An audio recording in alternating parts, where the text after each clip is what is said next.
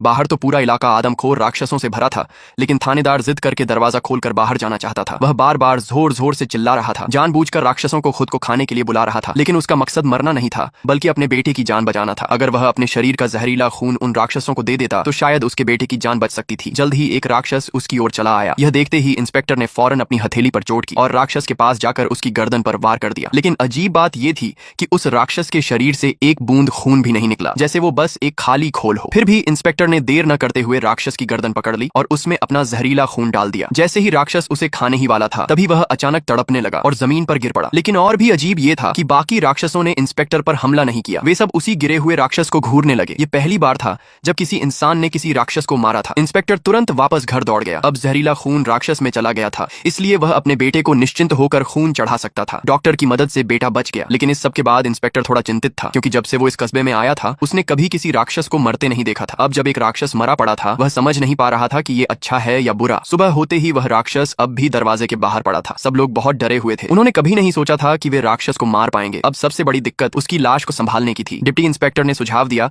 कि उसे जला दिया जाए, क्योंकि उसके शरीर में जहर अभी भी मौजूद हो सकता है और वह दूसरों के लिए खतरा बन सकता है। लेकिन इंस्पेक्टर चाहता था कि राक्षस को संभाल कर रखा जाए। भले ही ये खतरनाक था, लेकिन ये एक मौका था राक्षसों को समझने का। अगर वो उसका पोस्टमार्टम करें तो शायद राक्षसों से लड़ने का कोई तरीका मिल जाए। जल्द ही वे लाश को वापस ले आए। लेकिन जैसे ही पोस्टमार्टम शुरू हुआ, राक्षस का शरीर अचानक हिल गया। डॉक्टर ने कहा शायद नर्व सिस्टम छू गया हो, लेकिन डिप्टी इंस्पेक्टर ने तुरंत रुकने को कहा। यह बहुत खतरनाक था। वह नहीं चाहता था कि कोई और घायल हो। पर जैसे ही सभी आपस में बहस कर रहे थे, अंदर कुछ अजीब हुआ। जब नर्स ऑपरेशन रूम में पहुंची तो पाया कि राक्षस गायब था। वह तुरंत इंस्पेक्टर को ढूंढने गया, लेकिन रास्ते में उसका सामना उसी राक्षस से हो गया। जैसे ही इंस्पेक्टर ने गोली चलाई, नर्स को अजीब सी संगीत की धुन सुनाई दी। पीछे मुड़ने पर उसे इंस्पेक्टर द्वारा बताया गया म्यूजिक बॉक्स दिखा। असल में यह सब एक डरावना सपना था, लेकिन कोई नहीं जानता था कि ये तो बस शुरुआत थी। जल्द ही उन्होंने फिर से राक्षस की लाश का पोस्टमार्टम किया, लेकिन पाया कि उसके सारे अंग सूख चुके थे। उनमें एक बूंद भी तरल नहीं था, जबकि इंस्पेक्टर का जहर उसके अंदर गया था और सिर्फ तरल रूप में ही जहर बच सकता है। अगर वे जहर निकाल पाते तो राक्षसों को मारने का रास्ता मिल सकता था। चाहे डॉक्टर ने जितनी भी कोशिश की, वह कुछ भी उपयोगी नहीं खोज सका। लेकिन जब सब लोग उम्मीद खो चुके थे, तभी राक्षस के शरीर से पीला तरल बहने लगा। तुरंत उन्होंने ड्रॉपर लाकर उस दुर्लभ तरल को इकट्ठा कर लिया। इसके बाद डिप्टी इंस्पेक्टर के नेतृत्व में इंस्पेक्टर चर्च के तहखाने में पहुंचा, जहां वह सारा से मिला जो पहले उससे बिछड़ गई थी। पता चला कि सारा पेड़ के अंदर गए रास्ते से तहखाने में पहुंची थी। उसके भाई की मौत के बाद कस्बे के लोग उससे नफरत करने लगे थे और वह डर की वजह से बाहर नहीं निकली। अब जब वह इंस्पेक्टर से मिल पाई तो उसकी जान में जान आई, पर उन्हें नहीं पता था कि कस्बे में फिर से कुछ अजीब होने वाला है। एल्गिन जब बाथटब में नहा रहा था तो अचानक वही अजीब संगीत फिर से बजने लगा। जब वह नीचे की तरफ झुका